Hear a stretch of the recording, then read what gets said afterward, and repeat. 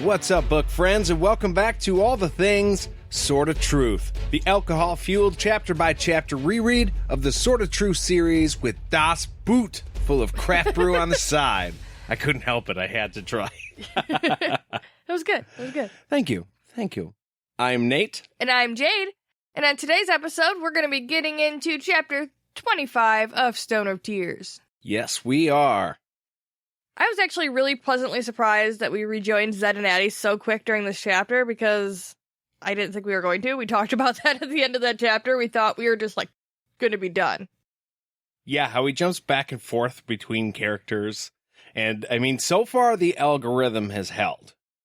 Some really stressful shit happens, and then it cuts away, and then it goes to another character. And then it stays with that character until another really stressful situation happens. And then it's another cutaway. Right, and it felt kind of unique in that this one didn't seem to have had any time pass while we were with Richard. Because a lot of times when you are with another character, the other character's story is still happening. So usually I would have assumed we would have came back and the screen would have been fucking taken care of. And we would have been like, what happened there? But we didn't. We joined, nothing happened. We're, right back with them. I think the reason he wrote it that way is maybe because this is what's happening in real time. Yeah, we were flipping back and forth in real time. Yeah, because this is actually what's happening. So, we were with Zed for a little while, and then we had to leave, and we were with Richard again. And then once things got tied up with Richard, we jumped characters again. But it always makes you guess as to what's happening, and it always makes you wonder about your other favorite characters. Well, and how much time has passed. Did we really miss anything with them? Because, usually I think we do. But not this time. This time we didn't have to wonder about how they got away or, guess about this specific scene at all because we got to see it, and I was happy about it. It was pretty cool. They're still on the horse when the chapter opens. The horse is getting exhausted, so maybe a little bit of time has passed. Maybe they've been running for a little bit. But the scrin is right behind them, nonetheless. Now, granted, this horse is still bareback, I believe, because Zed gave away all his shit. Right. So, him and Adie are both, on this thing, just going with nothing on there. I've never been at a full gallop on a horse.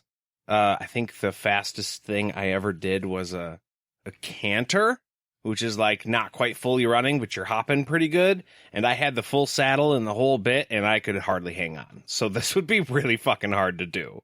Right. Bareback, just with your arms wrapped around the horse's neck. He might have still had reins, but I know he was bareback. So even that, I think, would be hard.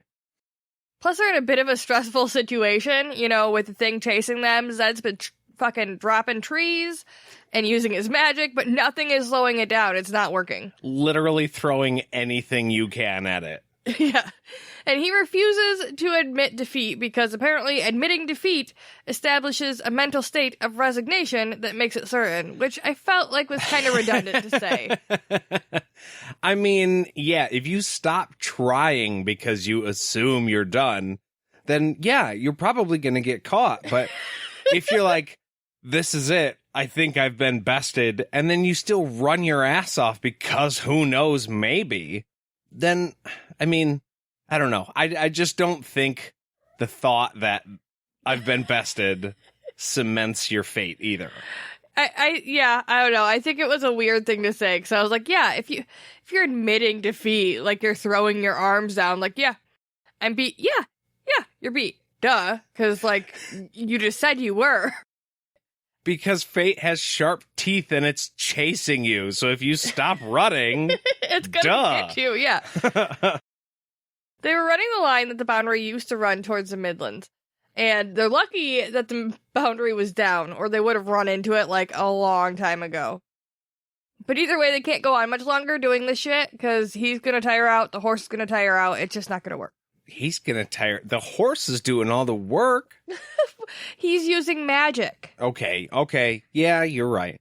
I was gonna say, you're just along for the ride. All you're doing is hanging on. That's not exactly true. It seems I take it back. I'm sorry, Zed.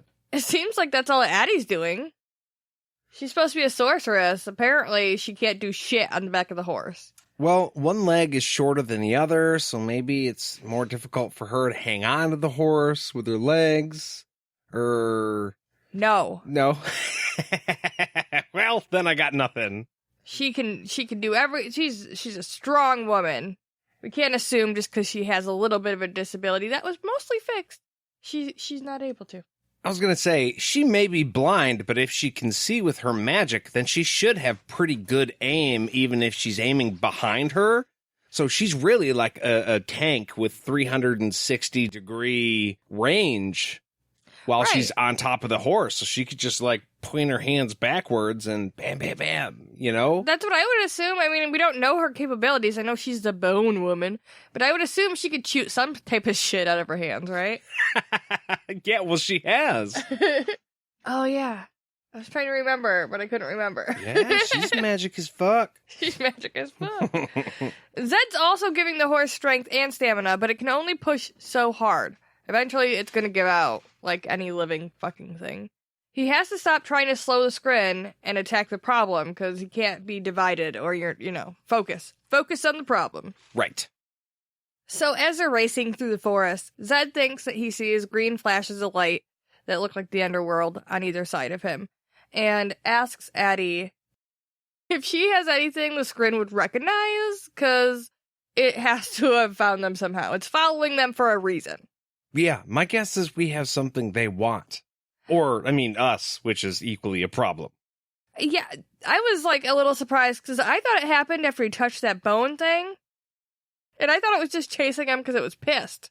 Well, yeah, I mean, you just got into a battle with the thing. Yeah. And, like, that's why it's chasing you, because you were the first thing it saw and you moved. I mean, it's a monster. That's what monsters do. Yeah, apparently the Skrin are a lot like the Skreelings because he makes it seem like it wouldn't have that much sense.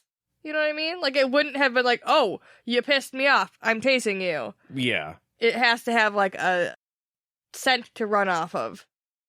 Adie suggests the bones at her house, which makes a little bit of sense because they were playing with the bones when it happened.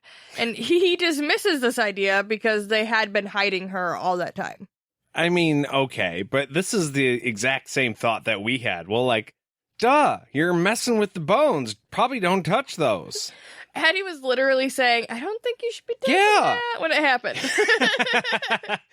That's what seals it for me. She literally said, hey, I don't think you should be ... because there was a fucking monster. Yeah. I'm sorry.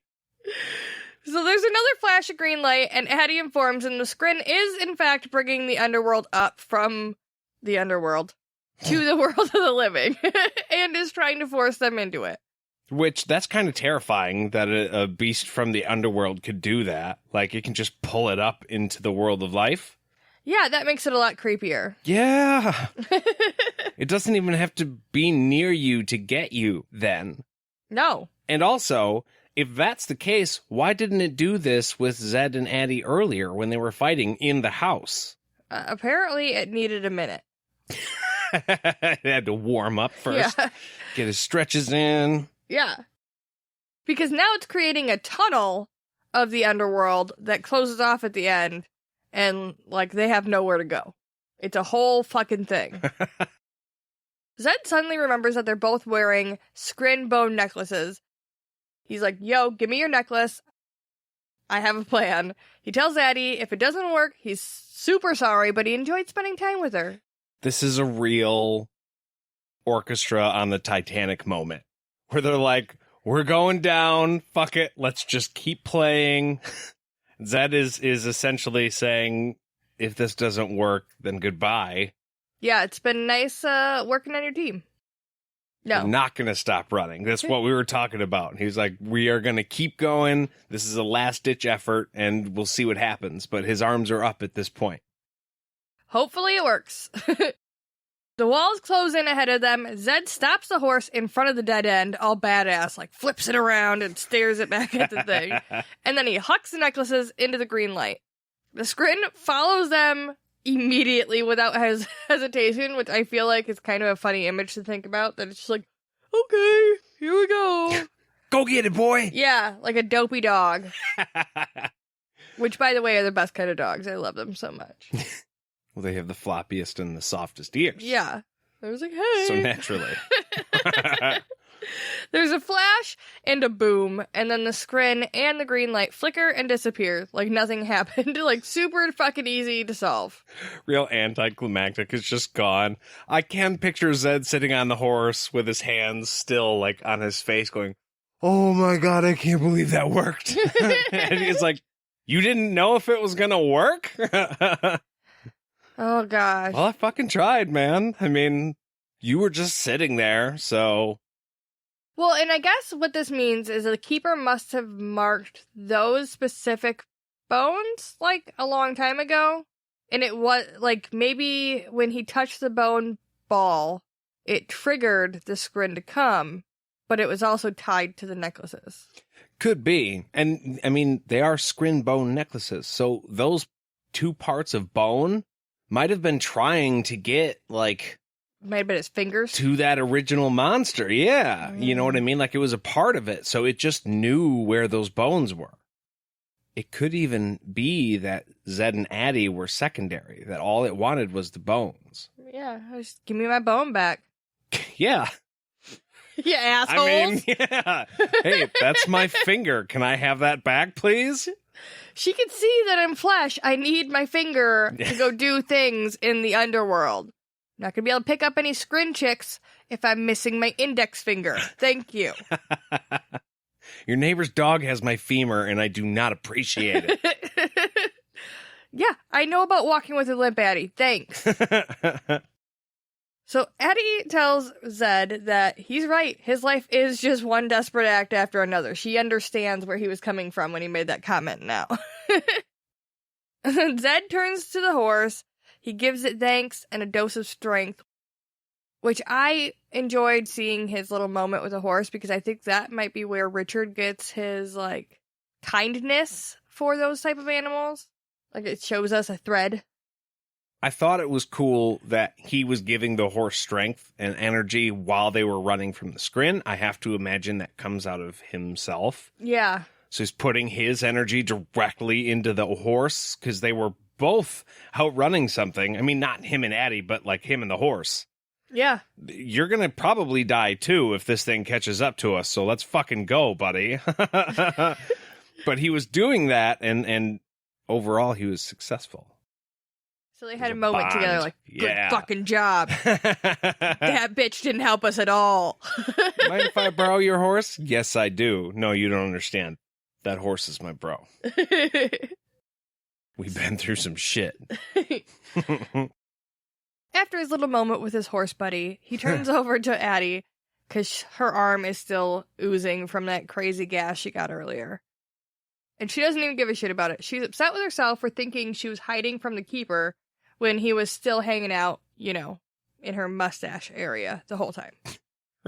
She doesn't have a mustache. She's a handsome woman. She might.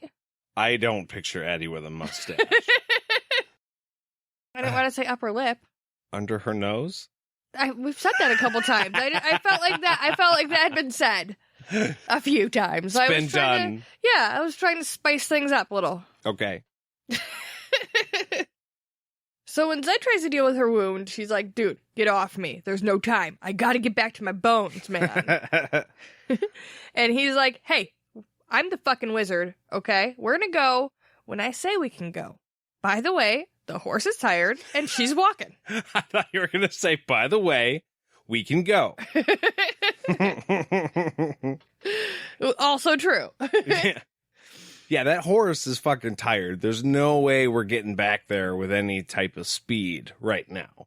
Yeah, I thought that was interesting that he was absolutely like, we're not even talking about that. You're not riding the horse. If you thought you were riding the horse, you can fuck right off. If you're going to be nice about it, you can sit on her, but that's it. Hey, that horse is my bro. He deserves a break, and he's going to fucking have one. So, speaking of a break.